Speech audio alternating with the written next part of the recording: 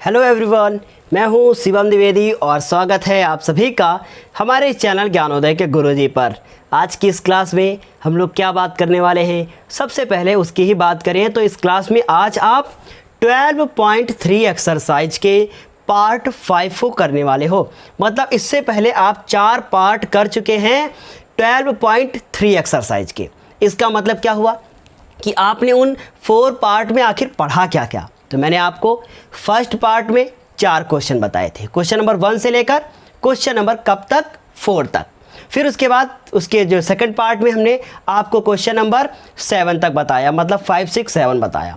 उसके अगले पार्ट में हमने आपको क्या बताया, 5, 6, 7। फिर उसके बाद 8, 9, 10 बताया। फिर 11, 12, 13, 14 बताया। 3 पार्ट 4 पार्ट हो गए। अब आज मैं ना क्वेश्चन नंबर 15 और 16 को बताने वाला हूँ और उसके बाद ये पूरा चैप्टर, पूरी एक्सरसाइज सब कुछ समाप्त हो जाएगा, क्योंकि वृत्तों से संबंधित क्षेत्रफल में ये आज आखिरी क्लास है। और इस क्लास के बाद आपको पढ़ने को मिलेगा इसके बाद वाला चैप्टर, जो 13 नंबर चैप्टर है और सबसे ज़्यादा इम्पॉर्टेंट है आपके एग्ज़ाम के लिए। उस चैप्टर से बहुत कुछ आता है और साथ ही साथ यदि आप किसी जो है एग्ज़ाम की तैयारी करना चाहते हैं तो वो चैप्टर आपके लिए बहुत ज़्यादा इंपॉर्टेंट होने वाला है। चलिए बिना देर किए हुए क्लास को शुरू करें और आपको बताएं कि आप इसका क्वेश्चन नंबर 15 किस प्रकार करोगे। क्वेश्चन नंबर 15 पढ़ते हैं एक बार। थोड़ा सा खतरनाक है लेकिन कोई बात नहीं, समझ में आएगा, बिल्कुल आएगा। लिखा है, आकृति में त्रिभुज ABC त्रिज्या 14 सेंटीमीटर वाले एक वृत्त का चतुर्थांश है। आकृति आपको नीचे दिख रही होगी, पहले पढ़ लेते हैं, समझ लेते हैं, फिर करते हैं। फिर आगे लिखा है, तथा BC को व्यास मानकर, BC को इन्होंने व्यास माना, डायग्राम में आपको दिख रहा होगा, BC को व्यास माना।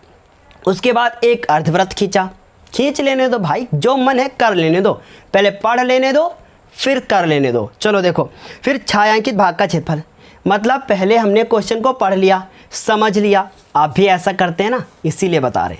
चलो देखो, अब हम लोग सबसे पहले इसमें एक ABC त्रिभुज बनाते हैं। हमने ABC क्या बना दिया, एक ऐसे हमने त्रिभुज बना दिया ऐसे, ठीक। तो ये त्रिभुज तो है नहीं, ये तो हम लोगों ने क्या बनाया, चतुर्थांश बनाया है, क्योंकि इन्होंने भी कहा था कि ABC त्रिज्या 14 सेंटीमीटर वाला एक चतुर्थांश है। A नाम दे दिया, इसको इन्होंने B नाम दे दिया और इसको इन्होंने C नाम दे दिया। डायग्राम में आपको जो दिख रहा है उसमें जो बीच वाली लाइन है, ये बीच वाली लाइन है। फिर आगे देखो क्या किया है, कह रहा है BC को व्यास माना, मतलब इस BC को इन्होंने व्यास माना, तो B से C तक इन्होंने ऐसे एक व्यास, ऐसे लाइन खींच दी। उसके बाद BC को व्यास मानकर एक अर्धवृत्त खींचा, मतलब व्यास माना है तो मतलब इसमें ब्लू वाली लाइन में कहीं बीच में इन्होंने प्रकार की नोक को रखा होगा। और रखने के बाद देखिए त्रिज्या मानते हैं, अगर हम त्रिज्या मानकर खींचते तो यहाँ रखते प्रकार ऐसे वृत्त बना देते, लेकिन व्यास मानकर मतलब बीच में और ऐसे बनाएंगे। और ऐसे इन्होंने बीच में व्यास मानकर एक अर्धवृत्त खींच दिया, इस प्रकार ऐसे खींच दिया। और उसके बाद बोल रहे हैं कि छायांकित भाग का क्षेत्रफल ज्ञात करो। अब जिसमें से छायांकित भाग हमारा कौन सा होगा, सबसे इंपॉर्टेंट बात ये है। तो छायांकित भाग इन्होंने इसको बनाया है, ये इतना जो पार्ट आपको दिख रहा है ना, ये वाला, इसको इन्होंने छायांकित भाग कहा है। अब सबसे इंपॉर्टेंट बात कि क्वेश्चन में दिया क्या क्या है, खाली एक चीज़ दी है, वो है इसकी त्रिज्या।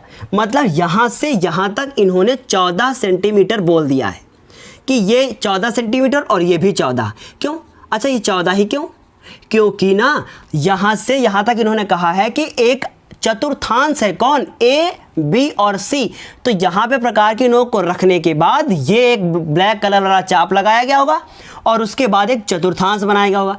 इसका मतलब ये 90 डिग्री का एंगल है, क्योंकि ये चतुर्थांश है। और चतुर्थांश मतलब वृत्त का चौथा हिस्सा, और वृत्त का चौथा हिस्सा मतलब 90 डिग्री का एंगल होना लगभग तय है। क्या इतनी बात समझ आ गई? नहीं दिख रहा है क्या? अब दिखा? चलो 90 डिग्री एंगल। फिर देखो जरा ध्यान से, हम पहले ही समझा देते हैं कि इसमें आखिर अब हम करें क्या। हम लोगों को ये करना है कि पहले, बहुत ध्यान से मेरी बात सुनिएगा, पहले हम इसका क्षेत्रफल निकाल लें, A, B और C, जो ये त्रिभुज बना है, ठीक, निकाल लिया। उसके बाद मतलब कि ये वाला हिस्सा, यहाँ से ये त्रिभुज निकाल लें। उसके बाद ये अर्धवृत्त निकाल लें, इतना निकाल लिया। इसका मतलब हमने पूरे जितना भाग दिख रहा है सबका निकाल लिया। उसमें से ये ब्लैक वाला चतुर्थांश घटा दें, तो मेरा काम हो जाएगा। मैंने फिर से क्या, देखिए बहुत ध्यान से सुनिएगा, पहले हम लोग इस त्रिभुज वाले का क्षेत्रफल निकाल लें, फिर इस ब्लू वाले चतुर्थांश का क्षेत्रफल निकाल लें, और निकालने के बाद उसमें से देखिए ये जो ब्लू वाला बना है ये क्या है, अर्धवृत्त, इस ब्लू वाले अर्धवृत्त का क्षेत्रफल निकाल लें और उसमें से आप इस ब्लैक वाले चतुर्थांश को घटा दें। कुछ आई बात समझ में? यही करना है, त्रिभुज का क्षेत्रफल निकालना है, अर्धवृत्त का क्षेत्रफल निकालना है, चतुर्थांश का क्षेत्रफल निकालना है, फिर सारा गेम करना है। देखिए ध्यान से, बहुत आसान क्वेश्चन है लेकिन ध्यान से इसे पहले समझना पड़ेगा। तो सबसे पहला हम लोग काम करते हैं कि इसमें हम लोग लिखते हैं कि कुछ दिया नहीं, 14 सेंटीमीटर है बस। अब हम लोग लिखेंगे समकोण त्रिभुज, समकोण त्रिभुज किसका क्षेत्रफल निकालें, ए बी सी का क्षेत्रफल पहले निकालें। ठीक है, तो आपको पता है फॉर्मूला होता है 1/2 आधार गुणे क्या, ऊंचाई। तो आधार इसमें है कितना, आधार है हमारा यहाँ से यहाँ तक तो 14 हो गया, वहाँ से वहाँ तक ये भी 14 हो गए। 2 से काटना शुरू किया, क्या छोटा लिख रहा है, ये 14 गुणे 14, इसको 2 से काटा तो कितने हो गए 7। अब 14 गुणे कितने होंगे 7। अब 14 का पहाड़ा तो आता ही होगा आपको, है ना, कि 14 2 9 28, 14 3 42, 14 7 कितना 98, मतलब ये 98 हो गया। 98 सेंटीमीटर में है तो सेंटीमीटर स्क्वायर लिख दिया हम लोगों ने। अब हमने इसका निकाल लिया कि मतलब त्रिभुज का क्षेत्रफल निकाल लिया। अब हम लोग ये निकालें कि ये ब्लू वाला जो उसने कहा था कि अर्धवृत्त को मानकर एक चाप लगाया जाता और अर्धवृत्त बनाया जाता, अगर अर्धवृत्त का क्षेत्रफल निकालना पड़ा तो फिर इसका ये मतलब हुआ कि हम लोगों को अर्धवृत्त का क्षेत्रफल निकालने के लिए उसकी त्रिज्या की ज़रूरत पड़ेगी। और त्रिज्या आप तभी निकाल सकते हो जब आप पूरे व्यास का वैल्यू निकालो, मतलब BC का वैल्यू निकालो तब। तो BC का वैल्यू कैसे निकाल पाओगे आप, BC का वैल्यू तब निकाल पाओगे जब इस जो है आपको ये 14 पता है, ये 14 पता है, दोनों हम अगर ध्यान से देखें तो समकोण त्रिभुज और BC मेरा कर्ण है ना कर्ण, ऐसे निकाल सकते हो आप।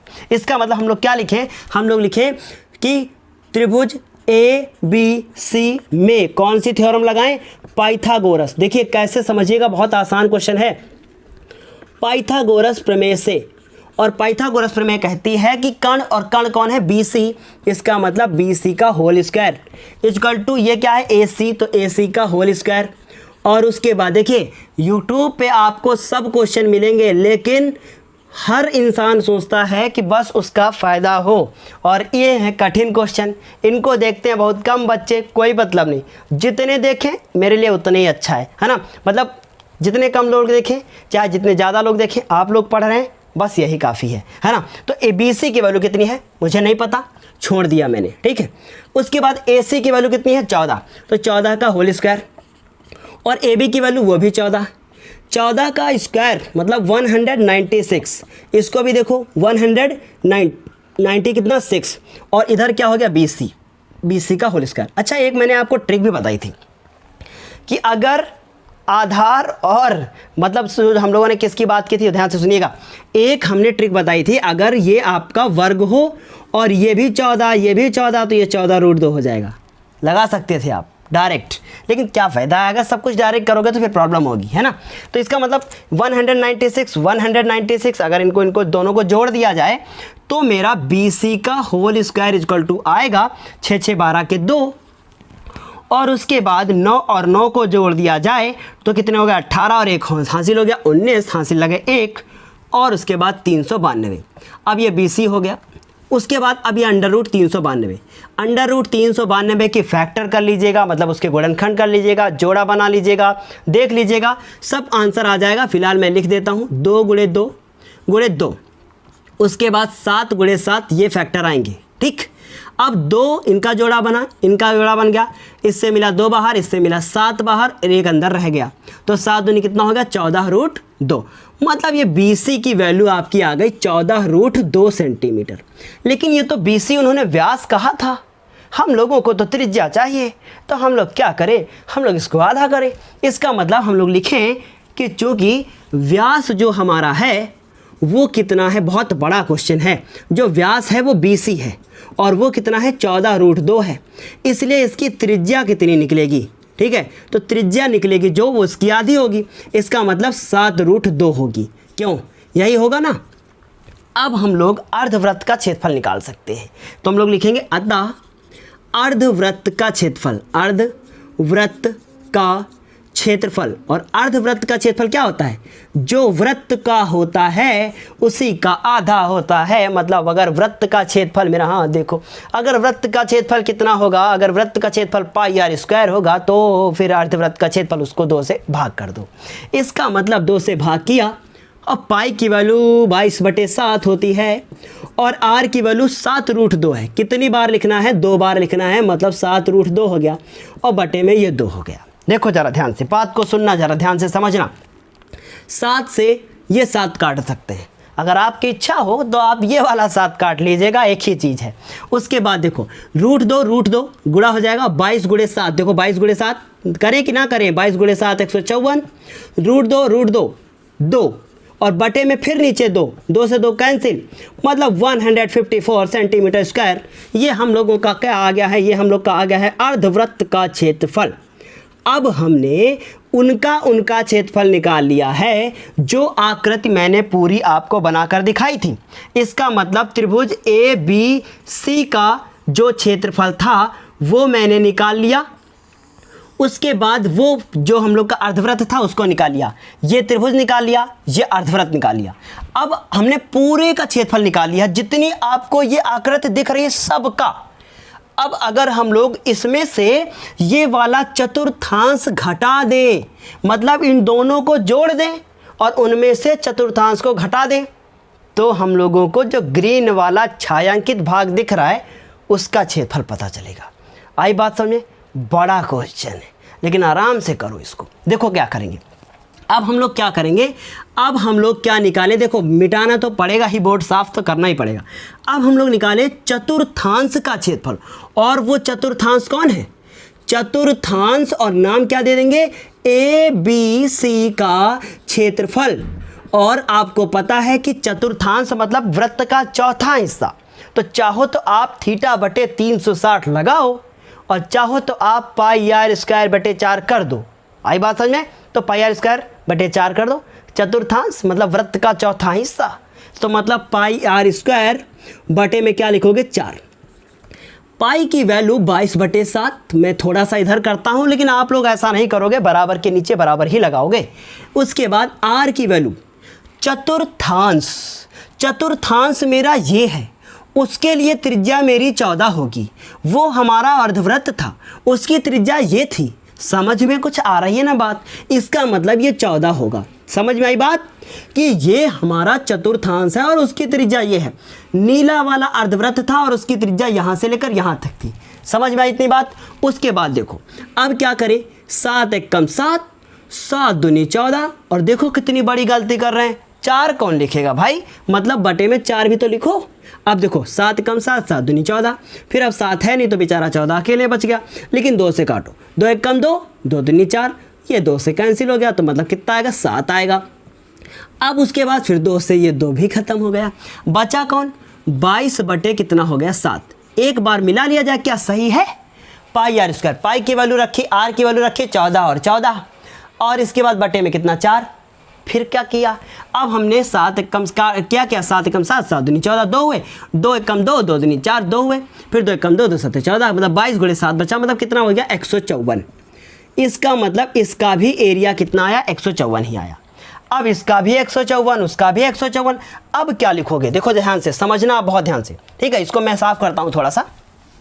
अब आप लिखोगे यहाँ पर कि छायांकित भाग का क्षेत्रफल, छायांकित भाग का क्षेत्रफल।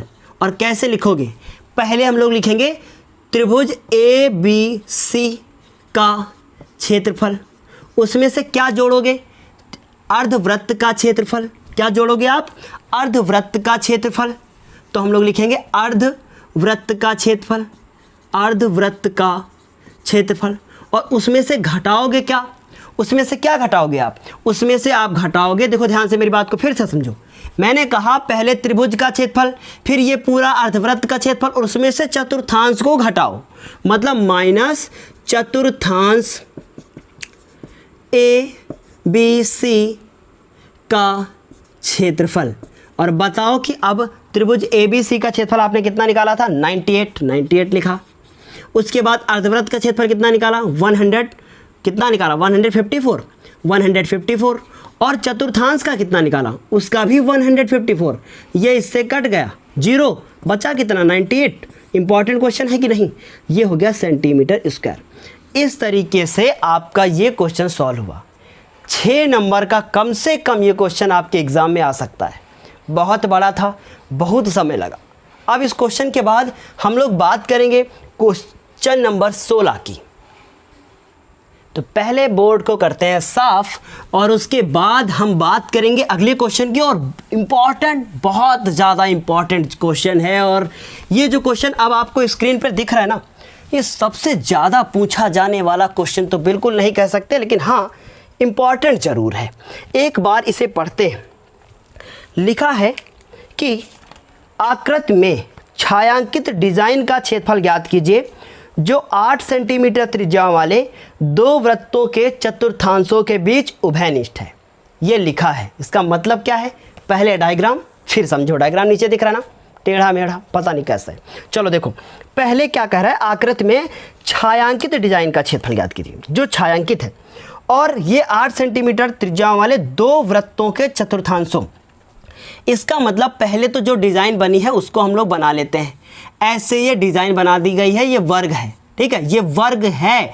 अब यहाँ पे ये कोना लिया गया और ये कोना लिया गया।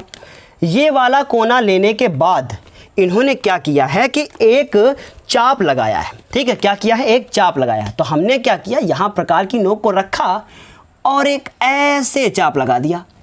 उसके बाद फिर हमने उधर से दूसरा प्रकार रखा और उसके बाद फिर हमने एक और इधर से चाप लगा दिया और इस प्रकार ये मेरी एक डिजाइन बन गई। इस डिजाइन का क्षेत्रफल हमें ज्ञात करना है। तो हमने क्या किया, ये 8 सेंटीमीटर माना इसको, क्योंकि हम लोग को पता है कि देखो जरा ध्यान से, ये इधर से एक चतुर्थांश, ये इधर से एक दूसरा चतुर्थांश, ये चतुर्थांश है।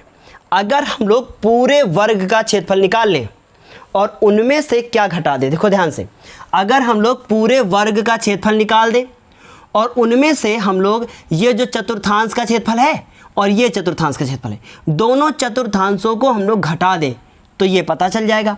क्यों? अच्छा, यही क्यों पता चलेगा, इसकी बात करें। देखो सबसे पहले ये 8 सेंटीमीटर, ये 8 सेंटीमीटर और ये 8 सेंटीमीटर और ये 8 सेंटीमीटर। अगर हम लोगों ने क्या कहा, पूरे वर्ग का निकाल लो और उनमें से ये वाला पार्ट घटा दो जो बीच में, हम बीच में नहीं मतलब पूरा ये हम लोग का जो चतुर्थांश ये वाला है इसको, और जो इतना, इन दोनों को घटा दो तो ये बीच वाला हिस्सा बचेगा। अगर समझ में नहीं आ रही बात तो पहले इसको करते हैं फिर समझते हैं।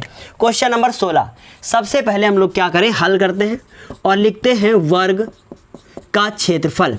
और वर्ग का क्षेत्रफल निकालने के बाद हम लोग क्या करेंगे, देखिए ध्यान से, वर्ग का क्षेत्रफल क्या लिखे, भुजा स्क्वायर।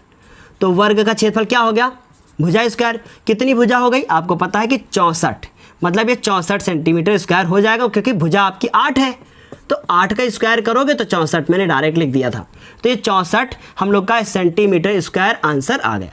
क्या इतनी बात समझ आ गई? देखो जरा ध्यान से, मैंने क्या कहा, आप भुजा स्क्वायर मतलब 8 का स्क्वायर, 8 का स्क्वायर 64 और ये हो गया सेंटीमीटर स्क्वायर। इस तरीके से हमने वर्ग का क्षेत्रफल निकाला। अब हम लोग ये दोनों चतुर्थांशों का क्षेत्रफल निकालें। ध्यान से समझना, हम लोग एक यहाँ पर बिंदु रखें और उसके बाद यहाँ रखते हैं, एक बिंदु रखें और ऐसे एक चतुर्थांश बनाएं, ऐसे, ठीक, ऐसे हमने एक चतुर्थांश बना दिया ये बिंदु यहाँ पर रखने के बाद। उसके बाद यहाँ पर एक दूसरा बिंदु रखें और उसके बाद यहाँ पर, और उसके बाद इसको ऐसे मिलाएं और मिलाने के बाद मान लीजिए ये लाइन हमारी कहाँ गई, ये ब्लैक वाली इधर। ध्यान से समझना, बहुत इंपॉर्टेंट बात बता रहे हैं। उसके बाद यहाँ से इसको हम लोग ऐसे बना दें। तो अगर हम लोग इस वाले चतुर्थांश का क्षेत्रफल निकालें और इस वाले चतुर्थांश का क्षेत्रफल निकालें, दोनों को आपस में जोड़ दें, तो इसका मतलब ये वाला हिस्सा कितनी बार जुड़ गया, ये वाला हिस्सा 2 बार जुड़ गया। समझ में आई बात? उसमें से हम लोग ये जो वर्ग का क्षेत्रफल निकाले हैं उसको घटा दें तो आंसर हो जाएगा। क्या करें, हम लोग करें कि पूरे वर्ग का क्षेत्रफल निकाल चुके हैं। अब हम लोग लिखें दोनों चतुर्थांशों का क्षेत्रफल, दोनों चतुर्थांशों का क्षेत्रफल, दोनों चतुर्थांशों का क्षेत्रफल। और दोनों चतुर्थांशों के लिए क्या करोगे, 2 गुणे 1 चतुर्थांश, और 1 चतुर्थांश आपको पता है कि पाई r² बटे 4 होता है। तो देखो क्या किया मैंने, 2 लिखा, पाई की वैल्यू 22/7 हो गई, आर की वैल्यू आपको पता ही है कि 8 है, तो 8 का स्क्वायर हो गई, और बटे में क्या लिखोगे 4। अब 2 1 कम 2, 2 दूनी 4, फिर उसके बाद देखो ये 22 बटे कितना हो गया 7, और 8 का स्क्वायर कितना 64, बटे में कितना 2, 2 से इसको काटा तो कितने हो गया 32। इसका मतलब कितना हो गया 22/7 और हो गया 32। अब 32 से 22 को कर दो गुणा, ठीक है, 2 दूनी 4, 2 तियाँ 6, फिर 2 दूनी 4 और फिर 2 तियाँ 6, ठीक, 4 और 6 4 10, ये मतलब 704 आया। 704/7, 7 से कटेगा बिल्कुल भी नहीं। अब हम लोग क्या करें, छायांकित भाग का क्षेत्रफल निकालें। फिर से एक बार बताते हैं, पूरे वर्ग का क्षेत्रफल हम लोगों ने निकाल लिया, उसके बाद हमने चतुर्थांशों का निकाल लिया। चतुर्थांश को आपस में जोड़ने के बाद उसमें से वर्ग को घटा दो, आंसर हो जाएगा। क्यों वर्ग को घटा रहे हैं, क्योंकि हमें इन डिजाइनों का क्षेत्रफल ज्ञात करना है, और मुझे ये वाला हिस्सा, मान लीजिए ये लाइन यहाँ से डॉट ड्रॉ करें हम लोग, तो ये वाला इतना हिस्सा और ये वाला इतना हिस्सा। फिर से एक बार समझिएगा, मैंने कहा अगर हम 20 से लाइन को ड्रॉ करें और उसके बाद हम इतने का क्षेत्रफल निकाल लें, इतने का, और उसमें से इतने का फिर से निकाल लें, तो ये वाला पार्ट और ये वाला पार्ट दोनों जब हम लोग इस वाले चतुर्थांश में से इस त्रिभुज को घटाएंगे तो हम लोगों को ये वाला पार्ट पता चल जाएगा। फिर इस वाले चतुर्थांश में से इस वाले त्रिभुज को घटाएंगे तो ये वाला पार्ट पता चल जाएगा, दोनों को जोड़ के डिजाइन। तो इसका मतलब हम पूरे चतुर्भुज जो है पूरे अपने वर्ग को ही ना घटा दें। अभी भी नहीं समझ में आई बात, नहीं समझ में आई है क्या? अगर नहीं समझ में आई तो व्हाट्सएप नंबर पे मैसेज कीजिएगा, बिल्कुल बताएंगे। उसके बाद 704/7। अब हम लोग लिखिए छायांकित भाग का क्षेत्रफल। छायांकित भाग का क्षेत्रफल क्या करें, हम लोग लिखें कि दोनों चतुर्थांशों का क्षेत्रफल, दोनों चतुर्थांशों का क्षेत्रफल।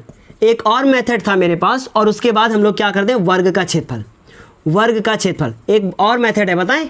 देखो जरा ध्यान से, इतने का पहले इस चतुर्थांश का निकाल लो, फिर उसमें से ये त्रिभुज घटाओ, फिर ये वाला चतुर्थांश निकाल लो, फिर उसमें से फिर त्रिभुज घटाओ, फिर इन दोनों को जोड़ो, कठिन हो जाता, इसलिए ये आसान है।